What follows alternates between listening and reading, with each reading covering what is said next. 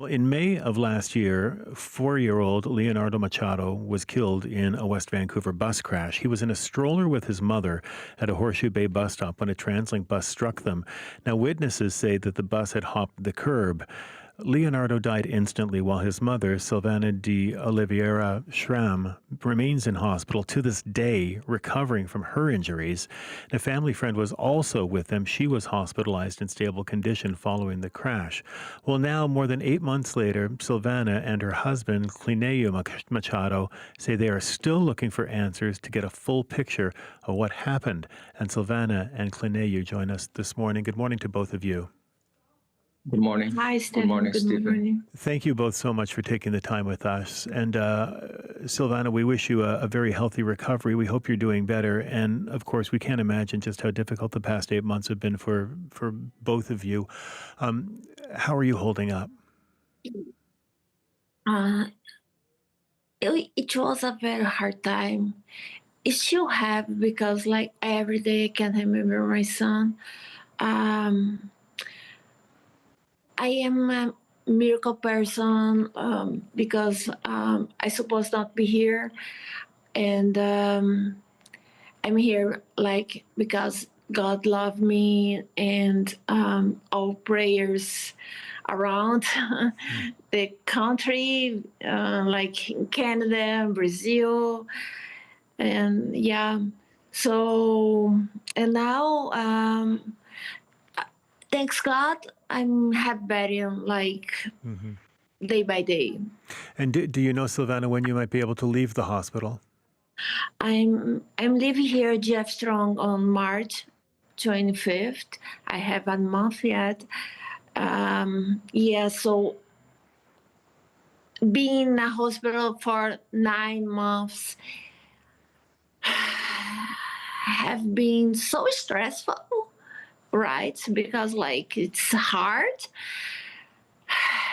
But at Jeff Strong, I'm having like a very good progress. Yes, so this is helping a lot now.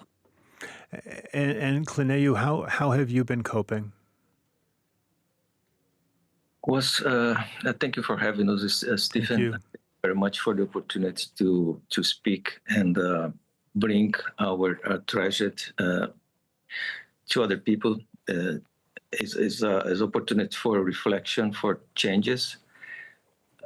Was pretty hard in the beginning. The first 2 months, Silvana could die like 10 different times.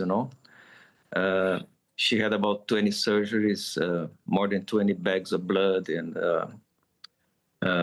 sisters and brothers, they came to see her, expecting she could die at any moment. Was really hard the first couple months, and very intense. But miraculously, she survived. She's here, and it would be very hard for me if I lose both of them. We lost our lives, we started a new life. We lost everything. Now we have to move to a more accessible home, We lost Leonardo, all our dreams, my jobs, everything, But slowly we're going to start again, We have so much support, friends, praying. Mhm. We're very thankful for dozens of doctors and nurses. VG8 Hospital is outstanding. Jeff Strong is outstanding. I can tell everybody, if anybody has the same kind of problem, you're going to be well treated here, It's amazing, amazing. That's so good to hear. It's good to hear that you've got that kind of support as well. I'm very happy to hear that. How are the two of you remembering Leonardo? I mean, what memories are you holding close right now? He was a happy camper. I always say that. Leonardo is all about joy, always happy, ready for the adventure. Silvana always bring him to a walk, to see the city, to go to a park. He enjoys so much buses and being moving. And unfortunately, one bus brought him to heaven. It's ironic, but that happens that day. Was very happy child. We never could foresee this kind of tragedy coming. Yeah. Yeah, like every day I had Leonardo on my life for every day for 4 years and a half. Every day I was with him. Every day we went for a walk. I'm so sorry about the grief you're both feeling. I know that you both have. Remember him, sorry, because It's fine. there's no way, no any place like I all the place, all the time. I remember him. Yeah. Sorry about that. No, I am so sorry. Of course, the grief is completely understandable. I know that you both have questions, many questions about what happened, about why it happened. Have you been able to get any satisfactory answers? Not at all, Stephen. And thanks for giving us opportunity to speak. It's going to be a year very soon, and not a single answer. It looks like a daily thing, just a bus, but how a bus jumps on the sidewalk and drive the entire length of the bus, like 60 feet, completely on the sidewalk. The bus was parked, was about to start the journey, and how this happens, and we don't know. We don't know yet. And should be a very safe procedure, It was just about to start the journey, but jumps on the sidewalk, and I can say, luckily, just my wife, our friend, and Leonardo was there, but the corner of the terminal have been there so many times. Yeah. Sometimes holds 20, 30 people in that corner. Think about that. Yeah, and looks like an old bus. So how an old bus was working, and the driver, the driver has experience because of this articulate bus. The drive need to have a experience, right? So we need to know about this. Right. So many questions you have and you don't have answer at all. Well, we do know that officials at the time said that they didn't think that speed was a factor in the incident, but they say that they had not ruled out criminality. And so for each of you, I mean, are you more concerned about whether something criminal occurred? Are you more concerned about whether it had something to do with the mechanical condition of the bus? I mean, I can't imagine all the things that are going through your heads right now. Yes, the biggest tragedy, Stephen, to be honest, a couple weeks into our tragedy, Silvana in critical condition at VG8, and then I learned that this new law in effect, the no fault condition for the Family Compensation Act. Yes. I feel this is a tragedy. I don't think population knows about this, but basically nobody's guilty, and ICBC pay you an amount based on their spreadsheets. You grab your check, you go home, and be happy, And something's missing here. I think it needs to be investigated. It needs to be clarified. I think if you have an opportunity to go to court, it's not allowed now. Court is an educational process, where we're gonna analyze what happens. Everybody gonna know what happens for this never to happen again. And the conclusion is changes, they need to be made. Something was wrong that day. What was wrong? We need to know, and changes, they must be made, We did reach out to the West Vancouver Police Department this week asking them for an update on the investigation, and they told us they anticipated that the investigation would take more than a year. They also told us the investigation is intricate and that it involves multiple agencies, including Commercial Vehicle Safety and Enforcement, the Lower Mainland Integrated Collision Analysis and Reconstruction Service, and the BC Coroner's Service. They say there are a lot of moving parts. What has the communication been like between you and police and all of those investigative agencies? Okay. They have been polite, but technically they are not giving us any information. No?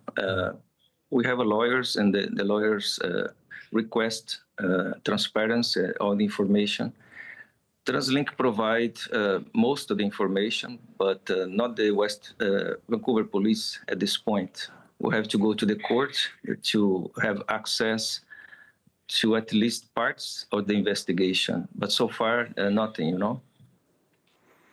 And what is it that you ultimately hope to learn in the end here? We hope that we know what happens, if it's a combination of mechanical and human failure. We have strong beliefs it's more mechanical. The hopes are not financial. We don't expect to get any large amount of money. It's not about that. Nothing can bring our life back. The happy life we have before cannot be back. Or Leonardo. But there is opportunity here to learn and to make changes. And if you think about, will be 10 months in the hospital, 5 months at VG8, 5 months at GF Strong. We talk about $2-3 billion in costs, and the taxpayers are paying for this. Who going to pay for this? TransLink, ICBC? I don't think it's fair that population pay twice. We have so much support for the population. 2,800 people donate, but after 7 months, we didn't get any penny from ICBC. I think the system needs to be changed in terms of tragedies, where there is death, trauma, Yeah. We not talk about a small crash and 2 cars in the streets and no trauma, no life is lost, small injuries. Yeah. We talk about that and a big tragedy here, I think the system needs to be revised and changed, Silvana? What's happened with me, I never could imagine it because I was thinking everything in Canada looks like safe. And I was just come back with my son to home. And I actually didn't understand what's happened with me at that time because it was so fast. I just felt. It was just about 3 seconds, the whole thing, Yeah. And I just want I wanna, we want to have those answers, and I hope we can have just for my son and for me as well, because this accident took our son and left me very injured until now. So I carry this on my body for all my life. So I hope we have justice. Yes.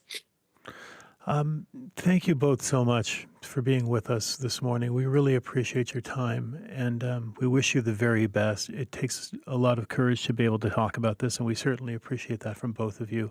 And Silvana, we do wish you the best and a speedy recovery.